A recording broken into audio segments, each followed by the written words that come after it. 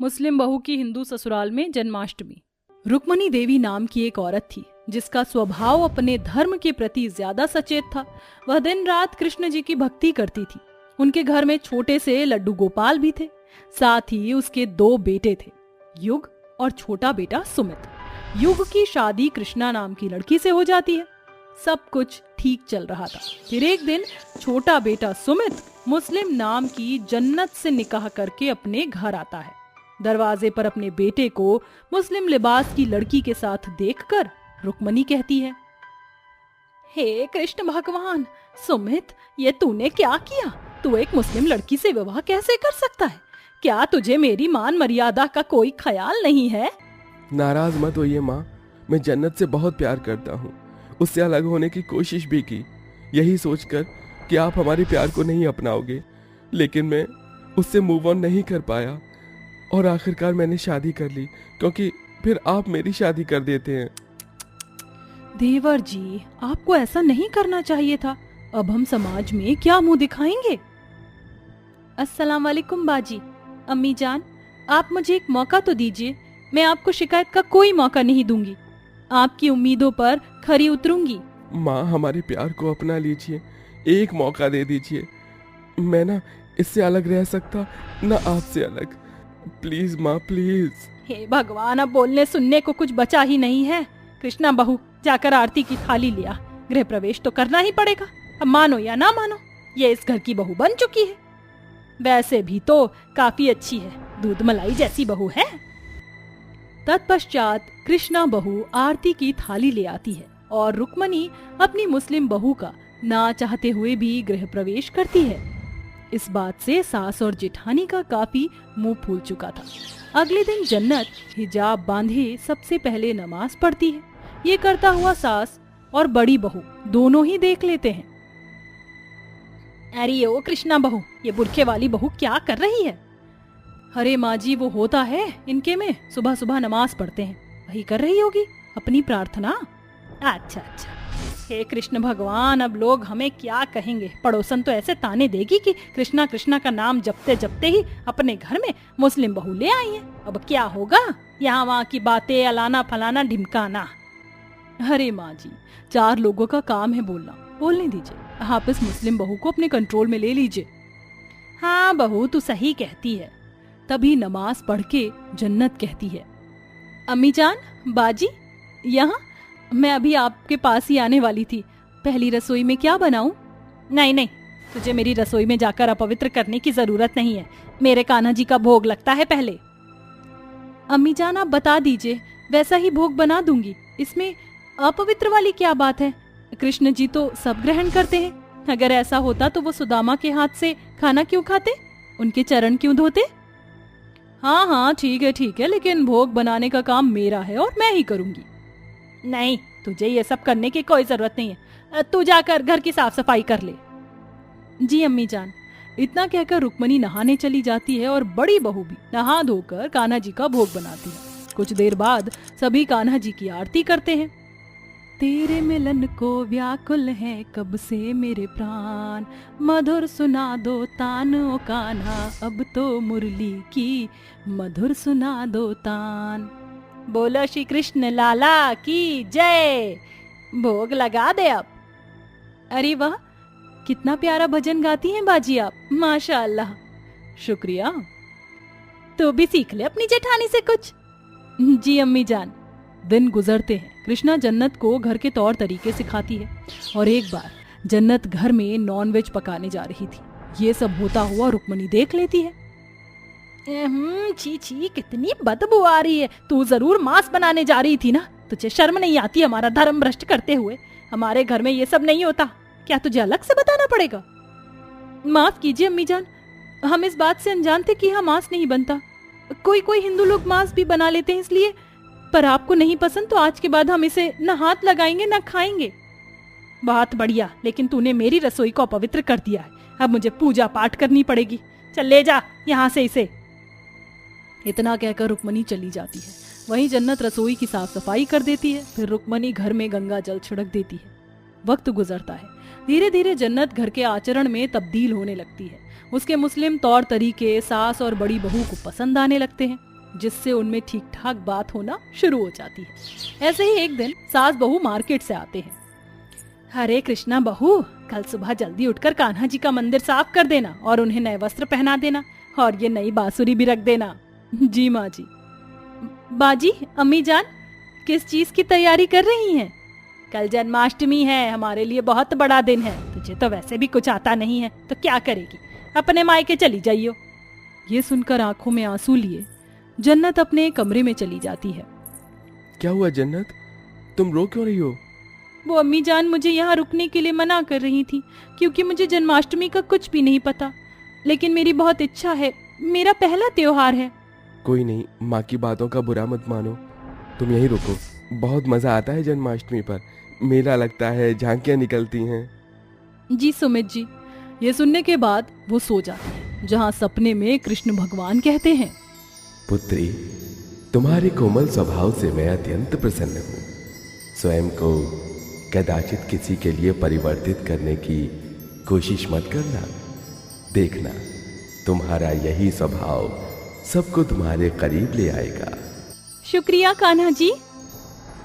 कृष्ण भगवान इतना कहकर अंतर्ध्यान हो जाते और वो सुबह के 5:30 बजे उठ जाती है और जल्दी तैयार होकर लाल साड़ी मांग भरकर पूरे हिंदू रीति रिवाज से तैयार हो जाती है और जब अपनी सास के सामने जाती है, अरे वाह बहू, इस रूप में देखकर मैं तुझे बहुत खुश हूँ, बड़ी सुंदर लग रही है, पर अचानक कैसे? अम्मी जान, मैं अब से ऐसे ही तैयार हुआ करूंगी क्योंकि मुझे दोनों धर्म को अपनाना चाहिए ना। मेरी शादी हुई है यहाँ और सुबह सुबह कृष्ण भगवान जी भी मेरे सपने में आए थे, इसीलिए। अरे वाह, ये तो बहुत आश्चर्य और खुशी की बात है। मैं इतनी बड़ी भक्त होकर भी उनके आज तक दर्शन ना पा सकी और तूने आज के शुभ अवसर पर उनके दर्शन कर लिए। मुझे माफ कर दे बहू, आज तक मैंने तुझे कितना कुछ कहा, पर तेरा दिल और स्वभाव सच में ही बहुत अच्छा है। हाँ देवरानी जी, इसीलिए आज जन्माष्टमी पर 56 भोग का भोग तुम उन्हें लगाओगी और पूजा भी तुम ही करोगी। शुक्रिया अम्मी जान, बाजी, और आपको माफी मांगने की कोई जरूरत नहीं है, मैं तो सबसे छोटी हूँ। मैं तुझे बता दूं, रात तक हमें जन्माष्टमी का व्रत रखना है और उनको भोग लगाने के बाद ही हम कुछ खा पाएंगे, जब तक पूजा और मेले का एंजॉय करते हैं। ये सुनकर जन्नत अपनी सास और जेठानी के साथ तैयारी करती है और शाम को सब मेले में जाते हैं। सुंदर सुंदर कृष्ण जी की झांकियां देखते हैं और रात में 12 बजते ही कृष्ण के जन्मोत्सव की तैयारी शुरू हो जाती है और जन्नत आरती करती है। भ्रमर सी अलक, कस्तूरी तिलक, चंद्र सी झलक, ललित छवि श्यामा प्यारी की, श्री गिरधर कृष्ण मुरारी की, आरती कुंज बिहारी की, श्री गिरधर कृष्ण मुरारी की। हाथी घोड़ा पाल की, जय कन्हैया लाल की। वाह जन्नत, तुम तो बहुत ज्यादा मधुर गाती हो। जी शुक्रिया। हाँ बहू, तूने बहुत अच्छी आरती की है, चल अब उन्हें भोग लगा दे, जैसा बताऊं वैसा करना। इस तरह रुक्मणी अपनी मुस्लिम बहू को अपनाकर कृष्ण जी का भोग उससे लगवाती है। इसके बाद दोनों पति पत्नी छोटे नंद गोपाल को झूला झुलाते हैं और सभी खुशी खुशी जन्माष्टमी का त्योहार मनाते हैं। राधा और मीरा दोनों बहनें थी। उन दोनों बहनों का इस दुनिया में कोई भी नहीं था। वो दोनों एक अनाथ आश्रम में रहती थी। सारे बच्चे नीचे आकर खाना खा लो। कंचन उस अनाथ आश्रम की टीचर थी। दीदी चलो हम भी खाना खाने चलते हैं। दोनों बहनें भी खाना खाने लगी थी कि तभी मीरा को कुछ याद आया। क्या हुआ? दीदी, हम लड्डू गोपाल जी को तो ले जाना भूल ही गए। अरे हाँ। दोनों बच्चियों के पास एक छोटी सी कृष्ण जी की मूर्ति थी जिसे वो दोनों ही अपनी जान से भी ज्यादा प्यार करती थी। मीरा ने कृष्ण जी की मूर्ति को उठाया कि तभी कंचन ने उन्हें रोक लिया। क्या है यहाँ? दोनों बहनें डर गई। दिखाओ मुझे। कंचन ने नन्ही मीरा के हाथों से मूर्ति छीन ली। अच्छा, तो ये चीज तो मुझसे छिपा रही थी। हमारे गोपाल जी को दे दो। अच्छा, मुझसे जुबान दराजी। रुक, तुझे बताती हूँ। आज जब सभी बच्चे खाना खाकर निपट जाएंगे तो तुझे ही पूरे हॉल को साफ करना है। पर तू भी बोली। चल, अब तू भी इस काम में उसकी मदद करेगी, और अगर तुम दोनों ने बचने की सोची तो बात समझ आई। कंचन ऐसे बोलते हुए कृष्ण जी की मूर्ति लेकर चली गई। दोनों बहनें बहुत डर गई थी। दीदी, अब लड्डू जी क्या खाएंगे? दोनों बहनें रोने लगी कि तभी वहां पर बावर्ची खाने का बावर्ची आ गया। अरे बच्चों, ऐसे खड़े क्यों हो? अंदर जाओ और जल्दी से खाना खा लो। बावर्ची ने उन्हें बैठाया, लेकिन दोनों बच्चियों ने एक निवाला भी अपने मुंह में नहीं डाला। लड्डू गोपाल जी हमारा इंतजार कर रहे होंगे। जब तक गोपाल जी मुझे नहीं मिलेंगे मैं खाना नहीं खाऊंगी। मीरा ने ऐसा बोला ही था कि तभी उन्हें कंचन खिड़की से बाहर जाती हुई दिखाई देती है। देख मीरा, ये गंदी मैडम चली गई। चलो दीदी, चुपके से लड्डू गोपाल जी को इन डायन अम्मा से बचा कर ले आते हैं।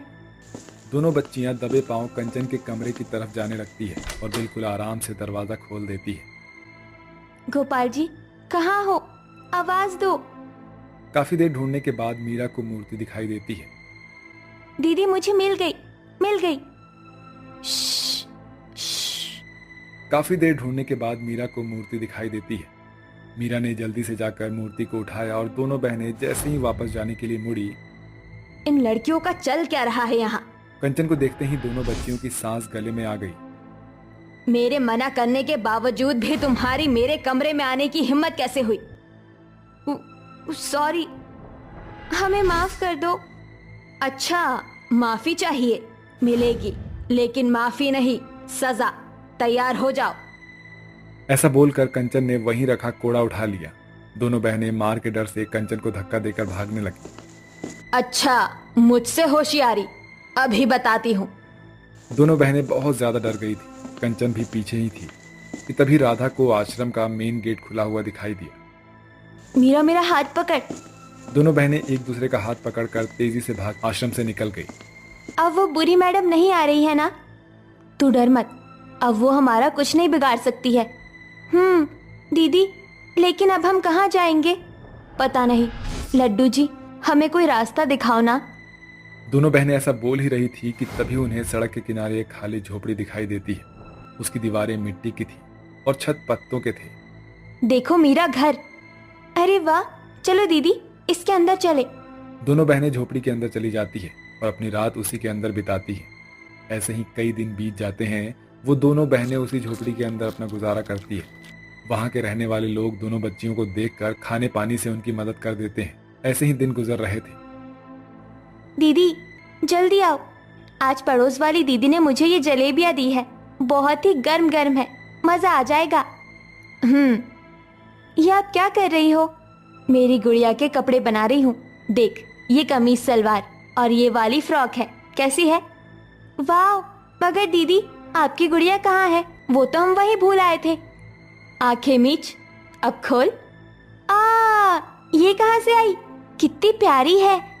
जानती है, एक डॉगी इसे मुंह में दबाकर ला रहा था और उसने इसे हमारे दरवाजे के आगे फेंक दिया, तो मैंने इसे उठा लिया। अरे वाह, प्यारी डॉगी, तुम्हें चोट तो नहीं लगी ना? दोनों बहनें ऐसे ही छोटी छोटी चीजों में खुशियां ढूंढ लेती है और इसी तरह से खुशी खुशी रहती हैं। ऐसे ही दिन बीत रहे थे और अब कृष्ण जन्माष्टमी आने वाली थी। दीदी, लड्डू जी का जन्मदिन आने वाला है। आश्रम में तो हम कितने अच्छे से कृष्णा जी का जन्मदिन मनाते थे, नए नए कपड़े पहनाते थे, लेकिन अब तू निराश मत हो, हम इस बार भी देखना बहुत अच्छे से जन्माष्टमी मनाएंगे। पक्का? पक्का। लेकिन दीदी, हमारे पास तो नया कपड़ा ही नहीं है। सही कहा। दोनों बहनों ने बहुत ज्यादा सोचा। सोचते सोचते उनकी नजर अपनी झोपड़ी पर डले एक छप्पर पर पड़ती है। मीरा, मिल गए कपड़े। कहाँ? वो देख। मतलब क्यों ना हम लड्डू जी के लिए पत्तों से कपड़े बनाएं? हमारे गोपाल जी हमारी सारी परिस्थितियों को जानते हैं, उन्हें देखना पत्तों के कपड़े भी पसंद आएंगे। सही कहा। चलो दीदी, अच्छे अच्छे पत्ते लेने चलते हैं। दोनों बहनें जंगल में पत्ते ढूंढने चली जाती हैं। कुछ दूर चलकर उन्हें केले का पेड़ दिखाई देता है। दीदी देखो, कितना बड़ा पत्ता, इसे ही ले लेते हैं। और दीदी, केला? हाँ हाँ, केला भी तोड़ ले। दोनों बहनों ने किसी तरह से केले का एक बड़ा पत्ता तोड़ लिया और उन्होंने केले भी खाए। इसके बाद मीरा को एक छोटे छोटे फूलों वाली एक झाड़ी दिखाई देती है। ये फूल तो किस लिए ले रही है? मैं लड्डू गोपाल जी के लिए इससे माला बनाऊंगी। अच्छा, मैं भी मदद करती हूँ। दोनों ने मिलकर पत्ते और फूल ले लिए। घर आकर राधा ने उस बड़े से पत्ते में से एक धोती और एक रुमाल बनाए और नन्ही मीरा ने अपने हाथों से फूलों की माला बना दी। जन्माष्टमी के दिन दीदी समय हो गया, चलो लड्डू जी को कपड़े पहनाते हैं। दोनों बहनों ने कृष्ण जी को अपने हाथों से बने हुए कपड़े पहनाए। पत्तों की धोती, पत्तों का गले का रुमाल और एक लाल लाल फूलों की माला। हमारे लड्डू गोपाल कितने अच्छे लग रहे हैं। दोनों बच्चियां हाथ जोड़कर बैठ गई थी कि तभी जादू से वहां पर मक्खन की मटकी आ जाती है। दीदी। हाँ। दोनों बहनें चौंक गई थी कि तभी वहां पर एक बहुत तेज चमकदार रोशनी चमकती है और स्वयं कृष्ण जी अपने भक्तों को दर्शन देते हैं। दोनों बच्चियां कृष्ण जी का रूप देखकर बस हैरान हो गई थी। तुम बच्चियों ने मुझे प्रसन्न किया है। ये माखन मटकी तुम्हारी है। सच? क्या आप लड्डू गोपाल जी हो? हाँ हाँ, मैं वही हूँ।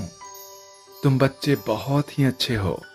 तुमने मेरे जन्मदिन के लिए अपने हाथों से कपड़े बनाए और मेरी मूरत का खुद से भी ज्यादा ख्याल रखा। वरना आज के दौर में बच्चे तो दूर, जवान युवाओं को भी भगवान के नाम का ज्ञान नहीं है। तुम बच्चे उन सब लोगों से अलग हो। तुम्हें जन्माष्टमी के दिन मेरी याद आती है। तुम मेरे सच्चे भक्त हो और मैं हमेशा अपने सच्चे भक्तों के साथ हूं। कभी भी खुद को अकेला मत समझना और कभी हिम्मत मत हारना। कभी भी मेरी जरूरत हो तो बस एक बार पुकारना। तुम्हारे लड्डू गोपाल तुम्हारे पास आ जाएंगे। कृष्ण जी ऐसा बोलकर गायब हो जाते हैं। दोनों बच्चियां कुछ देर के लिए तो गुमसुम सी हो गई थी, लेकिन कुछ देर बाद कहती हैं, लड्डू जी आए थे। हाँ चलो दीदी माखन खाते हैं। मीरा ने जाकर जैसे ही माखन की मटकी में देखा, उसमें माखन की जगह बहुत सारा सोना भरा हुआ था। दोनों कृष्ण जी के इस चमत्कार को देखकर हैरान थी। दोस्तों, यही होती है भगवान जी की कृपा। वो जिस पर चाहे उस पर बरसा दे। तो चलो एक बार हम सभी मिलकर पढ़ते हैं, ओम नमो भगवते वासुदेवाय। आप सभी को हमारी तरफ से जन्माष्टमी की बहुत सारी बधाइयां।